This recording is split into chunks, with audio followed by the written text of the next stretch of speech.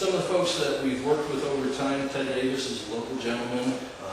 He developed aqua plantations. He's the only one that's focusing on the black sea bass. He has contributed a substantial sum to our programs, to our graduate students, to obtain the data and information that you need to be able to set up, create one of these systems in an economical manner. Keith Hare has a great operation going. He's up in Wallace.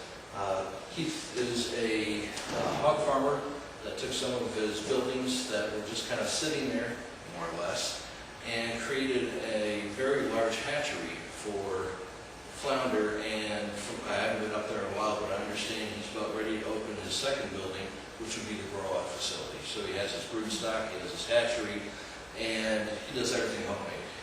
He makes his own tanks. Got Polly, a glue gun that cost me $1,500. That gave his wife a heart attack. And but he builds all of his own equipment, all of his own tanks. He buys the pumps, and he's going to be a real player in the flounder market.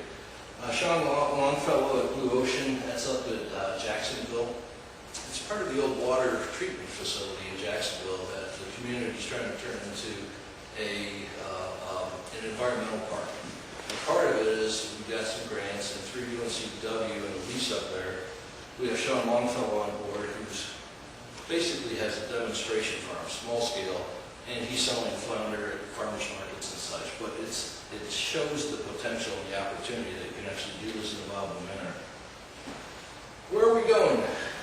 I think I pretty much covered this of where we're going, but we have a tremendous amount of information. There's a few of us that are trying to finalize a business plan right now to present to federal, state, governments, lenders, donors, and anybody else that will listen to us. Because we really do believe that this is an industry that's waiting to happen. We're still working a little bit on the engineering side of it, but we're very close. Just to give you an idea of what we're thinking about, we have 70 acres at the Center for Marine Science, Logan Myrtle Grove, that has been designated a millennial campus. A millennial campus allows industries or universities to join in partnerships with industry. So this is an opportunity, public-private partnership, where we can actually have non-university people working in laboratories that are leased on the university property. There's cost to share with major equipment that a lot of industries would not have, but we have this type of analytical equipment at the university. So what we're trying to do is we start with crystal and do a cluster, and pretty soon you actually have some business going. And that's really what we're trying to do with CMS. But we have about 3.6 acres that the institution told me I could play with if I can make the numbers work.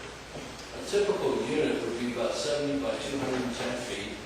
Each set of 3 large tanks is an individual unit. We do the recirculating system, there's special feed protocols depending on the size of the fish.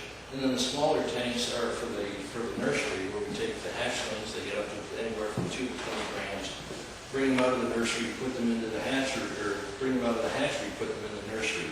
What we're hoping to do is build 2 of these buildings side by side on the land that we have at CMS, where we have an expandable hatchery that would feed the business, either U.S. or even offshore, if they want to buy our eggs or buy our hatchlings, but predominantly to feed an expanding market in North Carolina if we can get this concept off the ground. And then the other would be a demonstration / commercial farm. And we could grow about 100 to 120,000 pounds of black sea bass in one of these units annually, with a continuous flow once you actually get going. So the concept is you have one here, put another one up, you have another one in Wallace, you have another one up the river, and again, all of a sudden you have a business, you have an industry, you need processing, you need the shipping, you need all the support personnel that go along with it. So that's our long-term goal and concept. We're dreamers. Bottom right-hand side is the hatchery building that I mentioned. That's just about completed. It's quite a bit farther along than that picture. And this is a new building that we hope to break ground by December at the latest. It's 68,000 square feet of all research labs. We received a $15 million grant from the National Institute of Standards and Technology. And we couldn't quite turn down $15 million from the feds. So we are in the design phase right now. We're finalizing all the drawings.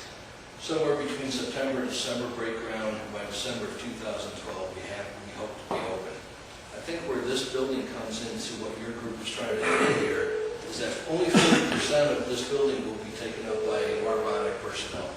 The other 60% is for incubator, established companies, anyone from a biotech perspective or a high level of technology perspective where there can be positive interaction with the business and the institution.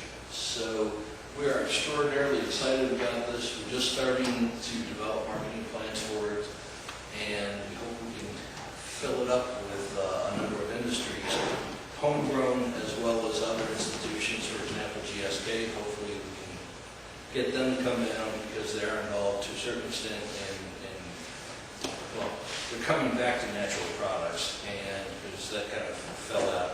Natural products is an area of ideas, of things that will be developed and hopefully spun out. So we'll be leasing with our own spin-outs, hopefully we'll be leasing some space in this new research building with opportunities to bring in other parties. So through your travels, through your businesses, if you run across biotech type folks that are looking for a new home, and obviously we all believe in Wilmington.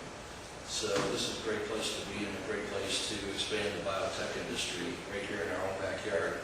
And one of the selling points is they can walk down the Intracoastal Waterway and have lunch. Nice place to be. Next steps, going back to the fish, but it's actually true with everything else too. But especially with the mariculture, looking at financing, government, state, donors, anybody that will come and talk to us. The recirculating system, I had mentioned, we're at about 90% recirculating the liquid effluent right now, and we need to get that better to be able to move it out into the agricultural lands in the surrounding counties. Marketing we continue to do, and diets, we're very, very, very close, but as we introduce new species into development, we'll have to change the diets to match the needs of the individual species. I can't say we've done this all by ourselves, of course.